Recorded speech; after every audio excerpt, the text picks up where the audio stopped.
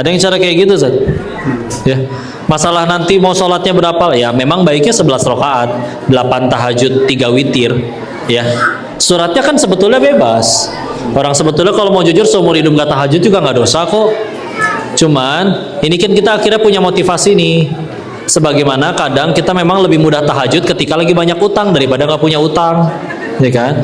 Nah ini, Bismillah ya Allah, ternyata ini berdampak nih ke anakku nih, maka Bismillah. Rasa sayang kita itu kan yang nanti jadi motivasi kan. Teknisnya ya tadi, ya tentu jelas tidur jangan malam-malam. Karena susah pengen bangun jam setengah 4, pengen bangun jam 4 sebelum, karena sekarang subuhnya lagi sekitar 4.35an ya. Jadi bangun jam 4 teng itu masih bisa tahajud, masih sempet ya. Tapi kan susah pengen bangun jam 4 tidur aja setengah 2. Ya kan untuk lagi pulas-pulasnya justru jam 4-nya ya. Karena Bismillah, minta tolong bangunin boleh, alarm tentu.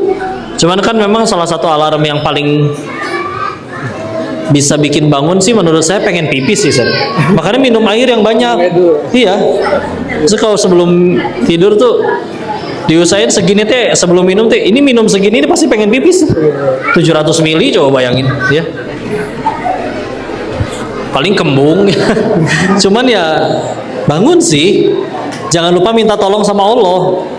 Karena kan kok saya udah pakai alarm 3 nggak bangun-bangun, udah minta tolong ke Allah belum? Gimana contohnya? Ya abis sholat isya doa, ya Allah bangunin hamba tahajud ya Allah. Ya. Makanya Nabi juga kan memang kalau nggak ada urusan lagi yang mendesak setelah isya kan beliau tidur, ya kan? Nabi nggak suka begadang, ya.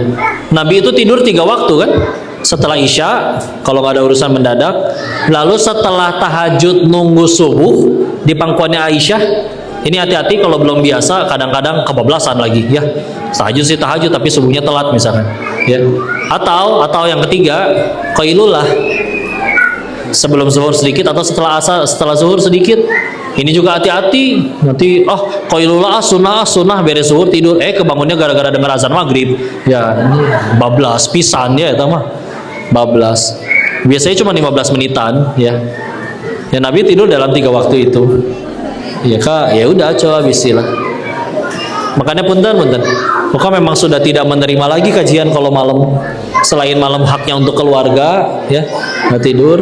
Jadi kok bagi subuh itu saya ngaji, terus jam duha, jam siang sama pada asar itu jam kasih kajian. Malam waktu keluarga, ya itu waktu keluarga. Subuh saya yang ngaji entah. Waktu itu waktu yang kuliah hadis online, alhamdulillah itu bisa subuh dan online, atau terserah baca kitab apa atau baca Quran, terserah ya. Dan atau kadang juga ada kalau yang sambil kuliah lagi ada yang kuliah malam juga sih. Tapi emang akhirnya kalau saya pribadi bagi waktunya gitu. Nah, kajian itu cuman yang jam duha tuh 9 sampai zuhur atau zuhur sampai asar sama asar sampai maghrib. Mau nggak mau mesti dibagi. Kalau nggak cukup ya. Cobain minum. Oh iya, minumnya air putih aja ya. Jangan minum gula malam-malam. Punten. Karena kalau kata koko masih banyak minum, dia minum Thai tea brown sugar 4 gelas. Ya bangun kan 10 tahun kemudian kakinya diabetes ya. Hati-hati ya. Ini minuman paling sehat, air putih ya. Kurangin gula bu, hati-hati ya. Wallahu a'lam bishawab. Tertidur minumin gula, ibu tidur disebutin lagi ya. Gitu. Wallahu a'lam bishawab. Lanjut. Silakan nunggu yang bertanya, silakan bisa diminum. Jangan yang ini masih utuh. Nanti yang udah bukaan aja. Ya. Jadi biar nggak mubazir. Ya. Kita bukan tanya jawab ya. Langsung jawab aja gitu sudah. Mangga. Hitungan ketiga ya. Bentar. Yang banget jarang ya. Panitia mohon dilihatin ya. Itu siapa itu? Yang angkat tangan ya. Oke. Jangan kan ngobrol lagi ya. Kalau sudah ya. Siap. Mana panitia? Siap. Oke. 1, 2. Lagi. Oke, siap. Dan satu, dua, tiga. Apa tidak? Apa satu dua nih? Menjaga atau membentengi anak yang dititipkan di pesantren. Kan kalau sekarang kan di pesantren kan banyak berita beredar kayak apa seperti tadi seksual, Iya. itu sama bullying. Iya.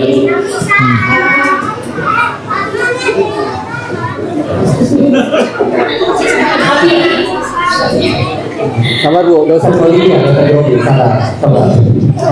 Tapi di pesantren itu udah tertata gitu Ustaz, kayak ibadahnya sudah tertata, bagaimana kita cara menjaganya, sedangkan kita kan tidak bersamai dia. umurnya berapa anaknya, Bu? 13 tahun. Udah 13 ya? Iya, baik, bismillah. Baik, bismillah.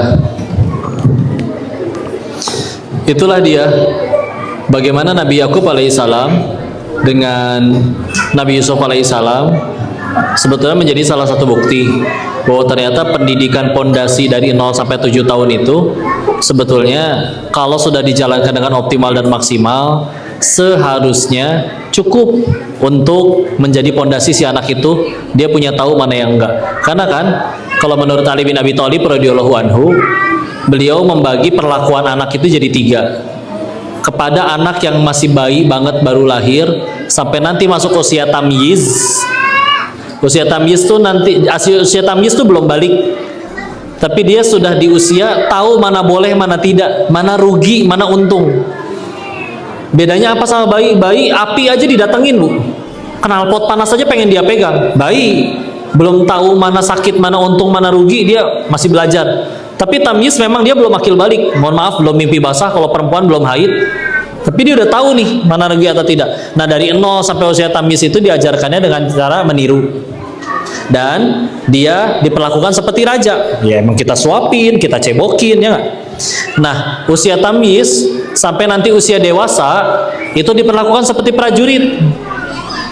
Punya prestasi ada ganjarannya, hadiahnya, reward and punishment. Ada kesalahan, ada ikop. Hati-hati, hukumnya juga nggak perlu pakai emosi. Nah, di rumah ini nggak boleh berkata kasar. Ayo tadi berkata kasar, yuk sedekah yuk 20.000. Mama, aku lagi dihukum ya. Enggak, nak, kamu lagi belajar mempertanggungjawabkan perbuatan kamu. Semua orang sukses kan semuanya bertanggung jawab, ya. Nggak perlu emosi, nggak perlu dibentak-bentak, ya.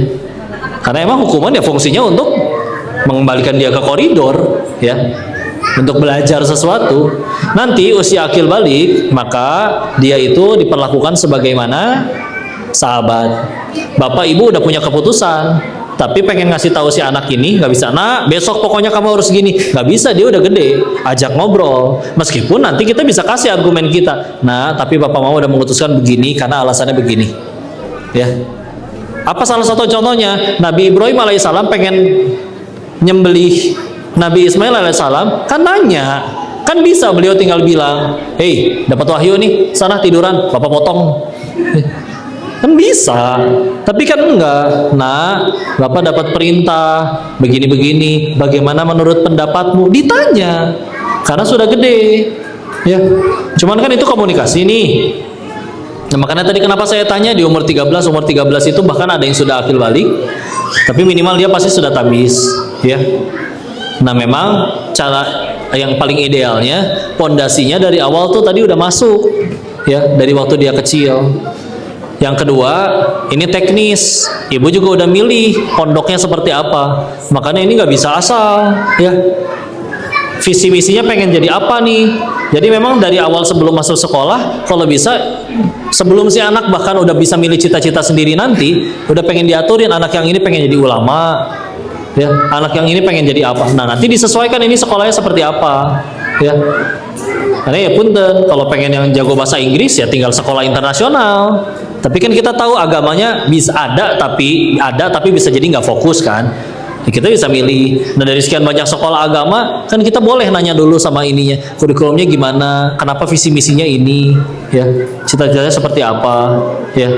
Atau mendirikan ini dulu teladannya apa? Oh, saya dulu lulusan Darut Tauhid, diajarinnya begitu. Oh, makanya pantesan di sini belajarnya begitu ya, misalkan, ya begitu, ya. Tapi kan itu sekali lagi teknis. Sisanya memang ya kita berusaha mantesin diri agar anak kita pantas ditolong Allah sih. Ibarat kita pengen minjem duit ke orang aja mantas sendiri kan, dandan yang rapi dulu, muji anaknya dulu, bawain kue bolu dulu. Begitu udah kita lakuin, baru kalimat pamungkas, Bu, Manawi ayat 100, nah misalkan ya. Itu aja ada persiapannya kan. Maka sama, punten di surat Al-Kahfi, Nabi Musa alaihissalam ketemu Nabi Khidir di Al-Kahfi ayat 60 sampai 82. Itu kan Nabi Musa protes 3 kali ke Nabi Khidir kan. Salah satunya gara-gara ngebangun rumah anak yatim yang mau roboh, ya kan? Ketika Nabi Musanya komplain, kenapa kita bangun? Kita bahkan tidak dijamu di kota ini. Di ayat 82-nya dijawab sama Nabi Khidir. Jawabannya apa? Wa kana abuhuma soliha. Solihanya bukan solihah wah akhwat ya, tapi i'rabnya nasab, jadi belakangnya harus fathah ya. Wa kana abuhuma soliha. Karena abu itu ayah. Tapi Buya Hamka dalam tafsir Al-Azharnya lebih memilih menerjemahkannya karena orang tuanya soleh. Pelajarannya dalam itu, bismillah. Kenapa? Kita bangun rumah yang bangun tukang. 2 anak yatim tadi, rumahnya mau roboh, orang tuanya soleh, Allah utus 2 orang nabi untuk jadi tukangnya. Itu mahal. Hanya karena satu alasan, orang tuanya soleh. Bu, kita kadang udah nyiapin duit banyak buat anak, umur kita nggak tahu. Dan kalau sekedar banyak duit, banyakkan duit koruptor. Tapi kan bukan masalah banyaknya, dapatnya dari mana, ya kan? Dapatnya dari yang tidak halal mudah bagi Allah dibikin. Ya punten, lingkungan saya di Thailand dulu duit bagi bandar judi itu mudah, Bu. Mereka bisa bayar sekolah dan guru termahal, tapi anak-anaknya hancur. Ada yang LGBT, ada yang mati overdosis narkoba. Satu, ya. Maka bismillah, anak kita punya Allah, tugas kita mantesin. Di surat Al-Kahfi itu tidak disebutkan bahwa anaknya juga soleh. Orang masih kecil kok, tapi bismillah, ketika kita udah mantesin diri, Allah yang jaga. Kok tetap aja anak tuh bisa ketemu lingkungan buruk, umur kita nggak tahu. Itulah pentingnya kita memperbanyak kenangan manis dengan anak. Karena anak yang benar-benar mendapat haknya, dia ingat saat-saat terbahagianya adalah ngaji Iqra dulu sama ibunya, bercanda sama ayahnya naik boncengan motor, main di sawah. Meskipun sekarang ya kalau di kota udah susah nyari sawah ya, ketemu sawah malah harus tiket deh. Jadi ini mainan wahana ya. Suatu saat anak ini ngaco, bandel, naudzubillah di penjara, digebugin orang kena batunya. Dia pasti ingat betapa indahnya masa-masa dulu ketika aku cuman main sama orang tuaku. Maka bayangin anak yang nggak pernah punya dapat kayak begitu. Dia nggak tahu pengen balik kemana. Bahkan bener aja aku nggak tahu bener tuh apa gitu. Ya. Maka memang ya itu dia. Memang kudu agak mundur. Memperbanyak kenangan indah itu penting. Jangan mentang-mentang udahlah anaknya belum ngerti ini, nggak apa-apa. Ayo ke taman. Ayo ngebaso bareng, ayo duduk di trotoar nyeblak bareng, nggak apa-apa. Yang penting ada kenangan itu gitu. Nggak harus di tempat mahal kok, nggak harus jalan-jalan ke luar negeri. Ya, kadang ya kita ngulek bareng, ayo bikin yuk sambal siapa yang paling enak, nanti mamah jadi juri. Itu kayak gitu aja masih ada diingetan gitu. Ya. Sisanya kitanya udah mantesin diri. Memang masalah ya kita pondok memang udah bisa milih, tapi wallahu alam tahu-tahu nanti di tempat kerjanya seperti itu atau ada yang ngajak yang baik. Memang iya, tapi kalau dia sudah punya kenangan indah itu lebih mudah baliki. Dia tahu jalan pulang. Ya. Iya. Akan ada orang yang memang seumur hidup lurus. Tahu-tahu dia udah jadi orang hebat, baru ngerasain kaya, baru ngerasain dikagumin orang, baru ngerasain banyak ditaksir oleh lawan jenis. Itu memang ada yang tergelincir, nggak kuat. Tapi masalahnya orang tuh pasti kena batunya kalau berbuat salah. Ketika berbuat salah kena batunya, dia punya kenangan itu lebih mudah pulang. Kita berharap nggak perlu nyampe kayak begitu dulu, ya. Kita berharap nggak perlu nyampe kayak begitu dulu. Tapi bismillah, ya. Fondasinya masih ditanamin. Sedikit nambahin, yang ditanamkan Nabi Yakub kepada Nabi Yusuf itu di Al-Baqarah ayat 133, ya. A'udzu billahi minasyaitonir rajim. Bismillahirrahmanirrahim. Am kuntum syuhada'a idh hadara Ya'qubal mautu idh qala li banihi ma ta'buduna min ba'di. Ini cerita Nabi Yakub menjelang wafat ngumpulin anak cucunya. Punten. Bayangin ibu punya kakek seorang raja. Menjelang wafat ngumpulin anak cucu. Kira-kira mau ngapain? Warisan kita mah mikirnya, ya.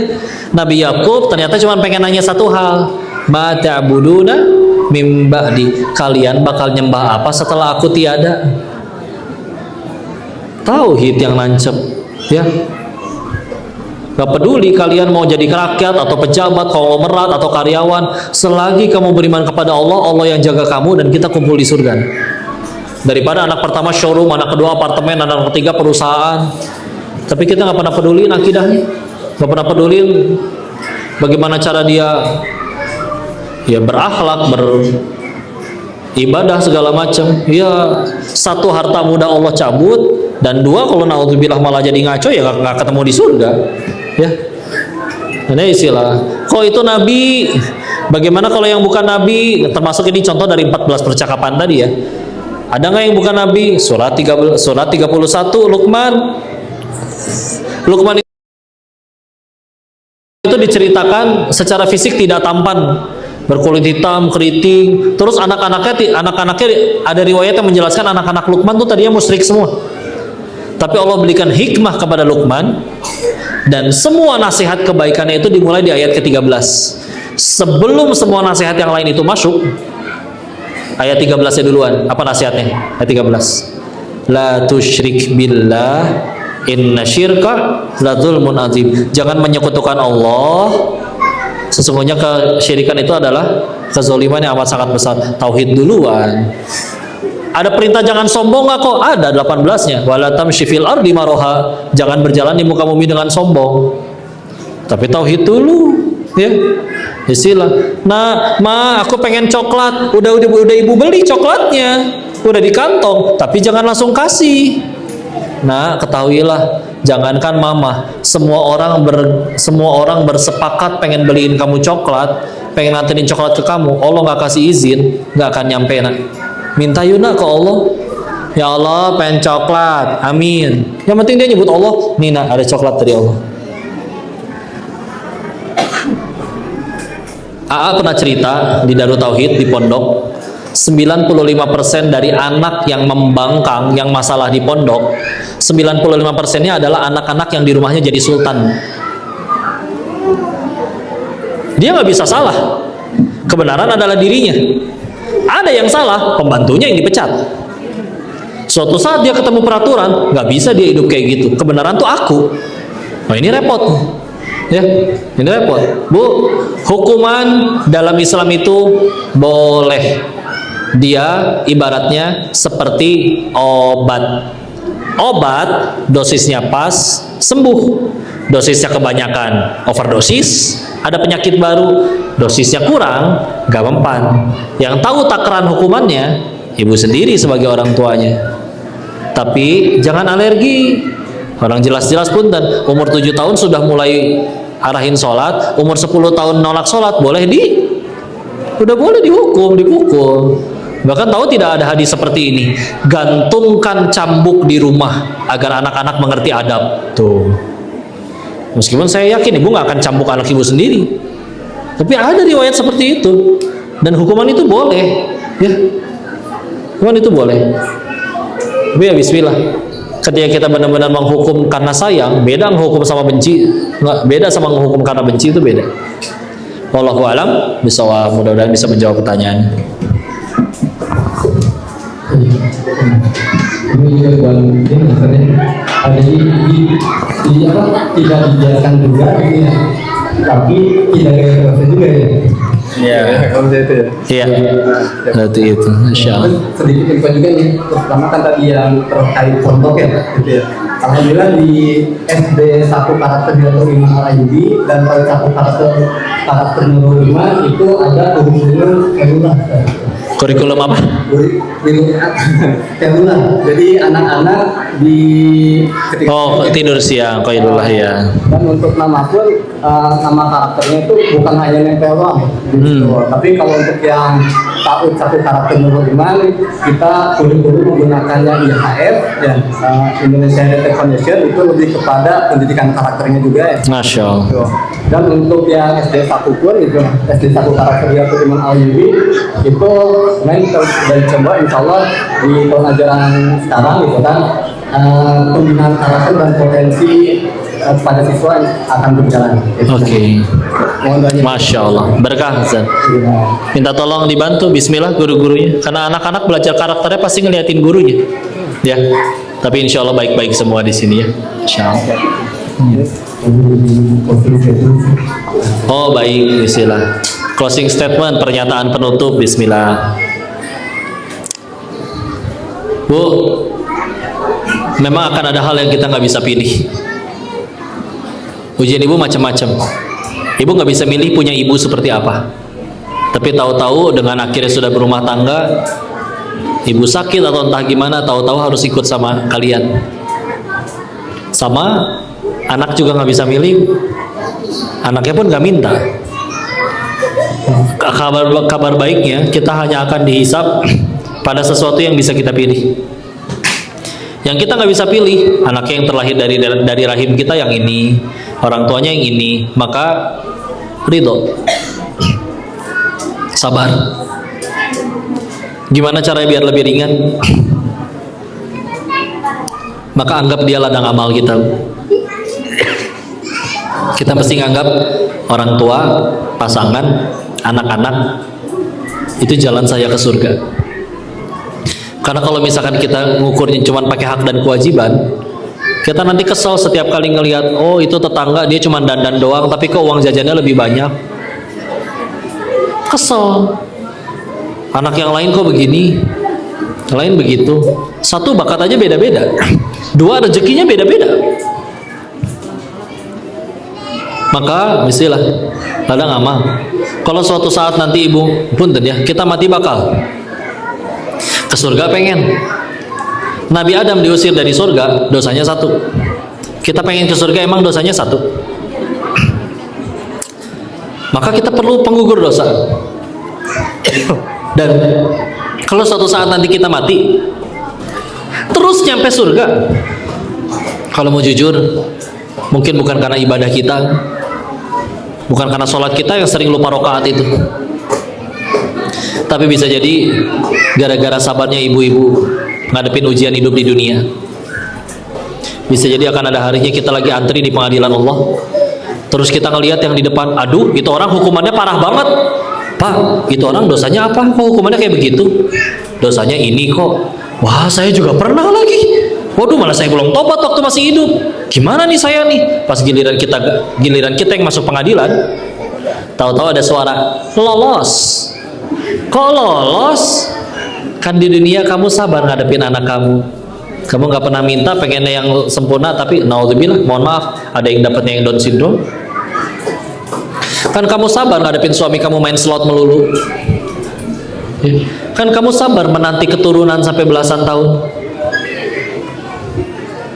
Gak ada yang sia-sia. Bisa jadi akan ada harinya nanti kita berkata, alhamdulillah saya yang sakit ya Allah, alhamdulillah saya yang difitnah ya Allah. Maka udah, bukan berarti nggak boleh bahagia di sini. Tapi memang Allah udah nyiptain tempat bahagia, namanya surga.